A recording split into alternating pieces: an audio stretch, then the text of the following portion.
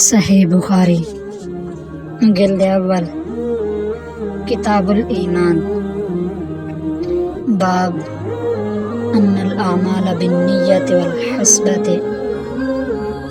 حدیث نمبر 54 بسم اللہ الرحمن الرحیم قال رسول اللہ صلی اللہ علیہ وسلم رسول اللہ صلی اللہ علیہ وسلم نے فرمایا تمام اعمال کا دار و مدار نیت پر ہے۔ انسان کو ویسا ہی بدلہ ملے گا جیسی وہ نیت کرے گا۔ پس وہ شخص جو اللہ اور اس کے رسول کی رضا کے لیے ہجرت کرے گا، اس نے واقعی اللہ اور اس کے رسول کے لیے ہجرت کی،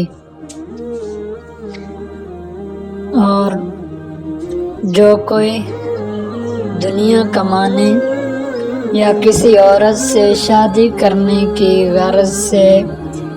ہجرت کرے گا تو اس کی ہجرت انہی کاموں کے لیے سمجھی جائے گی، یعنی وہ اتنے بڑے عمل ہجرت کے ثواب سے محروم رہ جائے۔